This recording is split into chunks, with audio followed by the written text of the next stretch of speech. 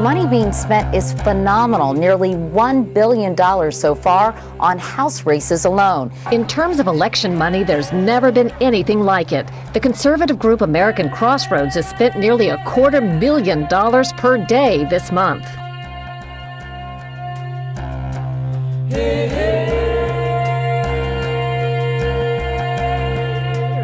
You started back in May 16th. We left Sure. San Francisco and then east to Sacramento, and from there we took Highway 50 the rest of the way. The corporations have been stealing our representatives for years behind closed doors. They've been paying them off and intimidating them.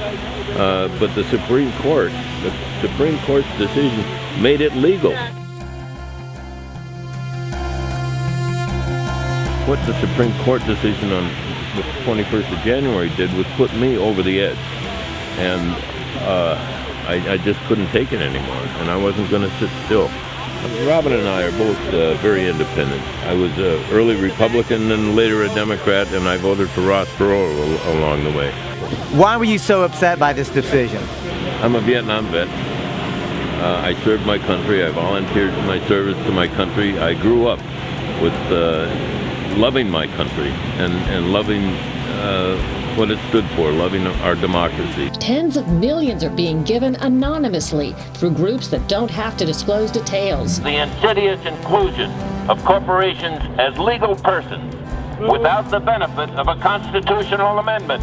When I saw what had happened to our Constitution, I said I have to do something. I had to go on a walk to raise the awareness of the American people, to get the message out however I could and any time that I could. They say if you put a frog in a vat of room temperature water and slowly, incrementally heat it up, the frog will literally allow itself to be boiled to death. Yeah. That's what I feel like we've been allowing to happen. It's been so subtle, so incremental, the corporate takeover of our government, of our institutions, of our society, so that it's difficult for many of us to believe that there's anything that we can do about it. If we allow corporations to claim that they have inherent constitutional rights, it allows them to overturn democratically enacted laws. Insiders on both sides believe that big money will indeed affect the outcome. As one told me, when the smoke clears, you will be able to point to scalps claimed due directly to the unparalleled spending.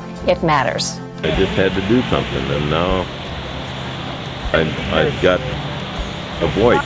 I found a voice. Citizens United versus the FEC, decided by the Supreme Court in January 2010, enshrine the idea that corporations have inalienable rights. That's absurd. They have also enshrined the idea that money is speech. Money is property. More property do not get more speech. That is corrosive to a democracy. We need to amend the Constitution. Our government has been hijacked and stolen from us, and we need to get it back. We have to tell them that their decision on January 21st is absolutely wrong.